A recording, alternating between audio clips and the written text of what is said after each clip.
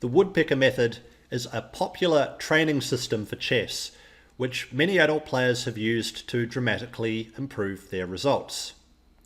In this video, I'm going to share more about just what the Woodpecker method is, my own personal experience with it, and why you might want to try it for yourself. My name's Nathan Rose. I'm the author of Chess Opening Names, and I'm also an enthusiastic adult improver. If you're not already subscribed to the channel, please do hit the subscribe button. I do all kinds of content on chess, so by subscribing you won't miss out on any of the great stuff that I've got coming up.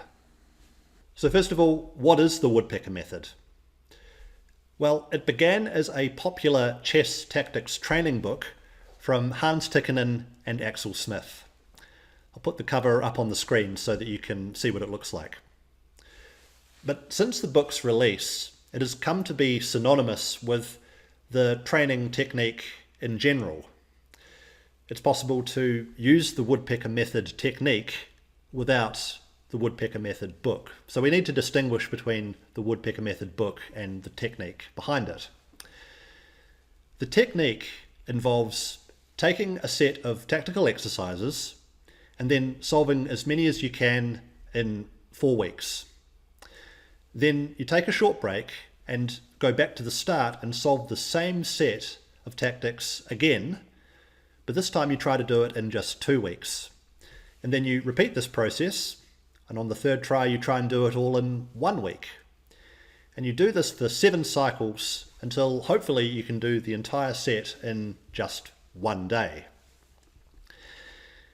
The name Woodpecker method comes from the repetitive nature of this tactical solving. It's like how a woodpecker bird taps away repetitively on a piece of wood. And it's also a play on one of the author's names, Hans Tikkanen.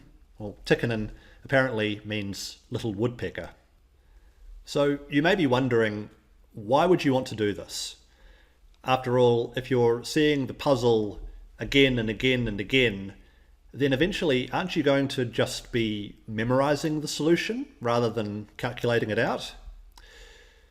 Well, that's true, but it's also the point of the whole exercise. To improve your pattern recognition through repetitive solving, the idea is that you'll become better at recognizing tactical opportunities when they're in the position in your own games. Because let's think about it. What happens when you spot a tactic and then take advantage of it? Well, the first step is you do have to spot it. You have to notice that it's there. And if you don't notice that there's a possibility, then your calculation won't turn on at all. Simon Williams, a grandmaster from England, once said that pattern recognition creates intuition. And it's this intuition that is incredibly valuable, maybe even more valuable than deep calculation, in the practical fight that makes up a chess game. So I now want to illustrate the importance of pattern recognition in chess using a few examples. Let's start with this one, with white to move. For many people watching, this will be extremely easy. It's rook e8 mate. But the only reason that this is easy is that at some point you learnt this pattern. It might be a long time ago if you're an advanced chess player, but at some point you had to learn that 3 pawns in front of the king means that if you can get a rook or a queen to the back rank, then that's a checkmate. Let's take a look at a more complex pattern. This time it begins with white giving check on b3 with the queen. The king's got to move. If it moves to f8, then it gets checkmated this way. But if it moves to h8, then you get the so-called smothered mate pattern, beginning with knight f7 check. The king goes back to g8, and then you give this double check with the queen and the knight. Again, if the king goes to f8, then it's checkmated this way. And if it goes to h8 this time, then there's this queen sacrifice, and you checkmate with the knight. So that's not a pattern that beginners will know, but at the intermediate to advanced level, this is just as straightforward, I would say, as the back rank mate example we saw earlier. One more example then, just to solidify the importance of pattern recognition in chess. This actually comes from the Woodpecker method book. White to move, and white wins material this time through rook to e4. The point is that the black queen can't take this. If the black queen does take the rook, then you get this sacrifice leading to another back rank mate.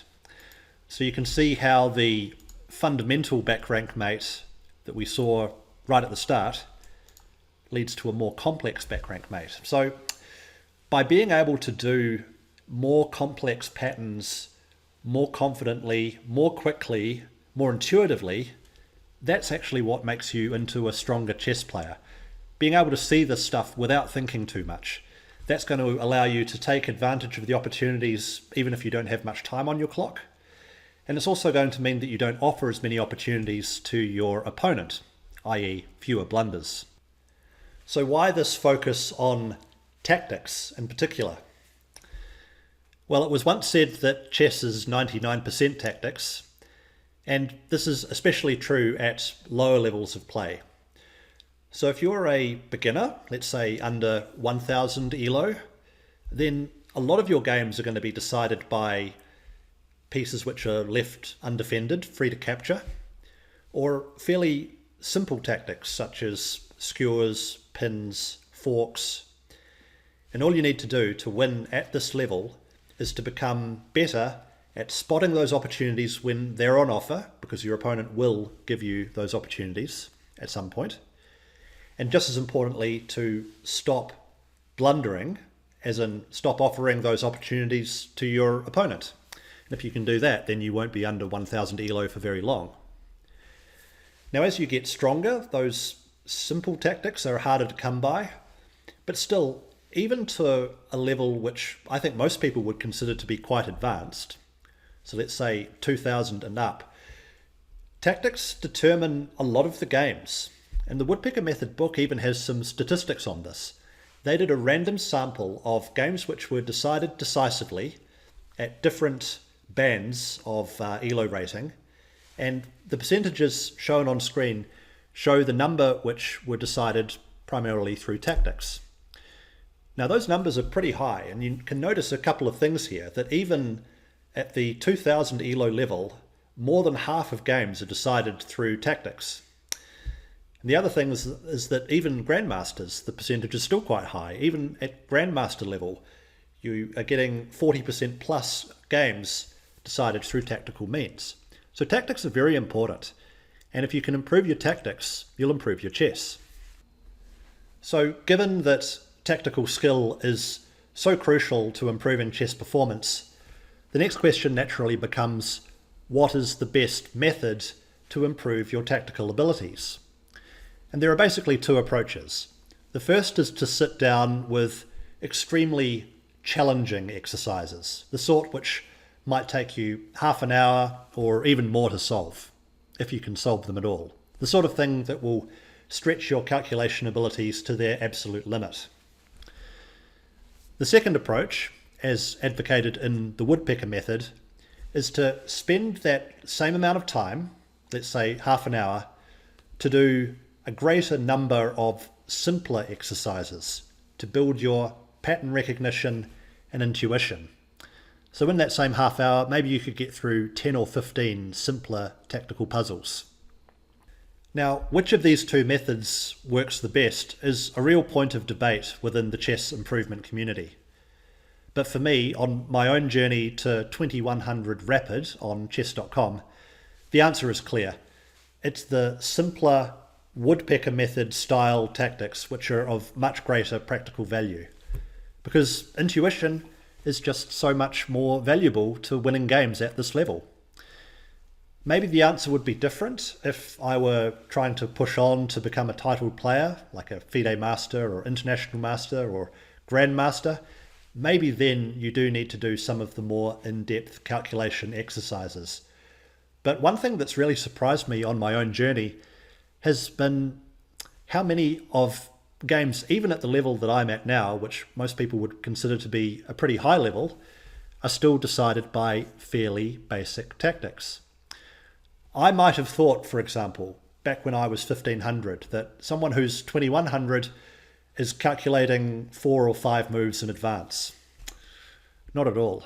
No, I would say that still, even at the level I'm at now, it's still fairly simple stuff that determines the outcome of most games.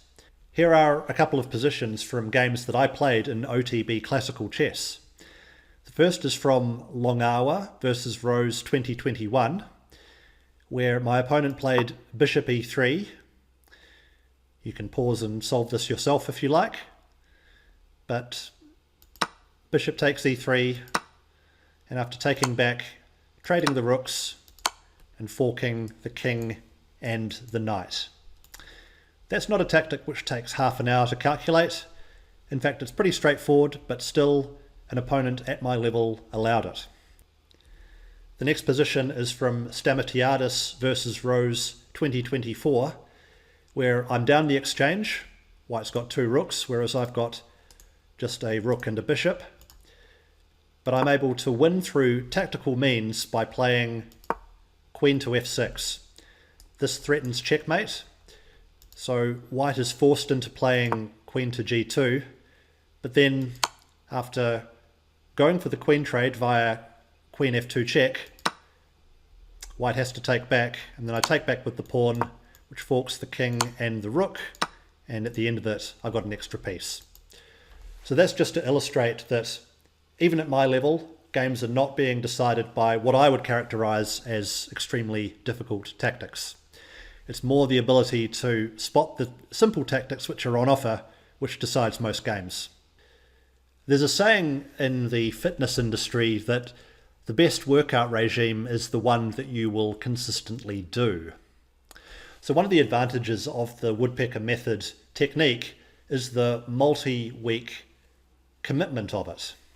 The fact that you're doing puzzles every day consistently is going to improve your tactical skill, much more than trying to set a goal of doing difficult calculation exercises which you find it difficult to adhere to. Many adult improvers find it tough to sit down at the end of a long day and then stretch their mind with a puzzle which is going to take them half an hour to solve.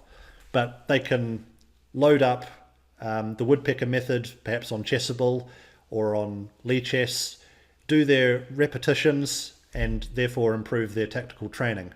So always remember this point, that it's not just what is the ideal workout regime for your tactics training, but it's the one that you're actually going to be able to stick with. So now that we've covered the Woodpecker method technique, let's move on to the Woodpecker method book. Because really, apart from the cover, the title, and the first few pages, there's nothing different about the Woodpecker method book than any other collection of tactical exercises. So you can choose a different tactics book in order to use the Woodpecker method technique with it, or do what I do and create your own collection of puzzles to train based on your own games. Here, for example, is a position from the Woodpecker method book in the easy section. Okay, so it's black to move, and the move that black needs to find here to gain an advantage is rook to d2 check, with the point being that after you take back, then you can take the queen on the next move. Now that's not a beginner puzzle by any stretch of the imagination. So even though it's in the easy section of the book, I think it shows that the Woodpecker method book is pitched at quite a high level. If you're under 1500, I think the book will be a bit too challenging for you, and you might want to try a different tactics book, but still using the Woodpecker method. And if your goal is to try to get to 2000, then maybe the easy chapter of the Woodpecker method book is all that you need. So I hope you've enjoyed that video on the Woodpecker method technique and book. If you enjoyed it, please do leave a like down below.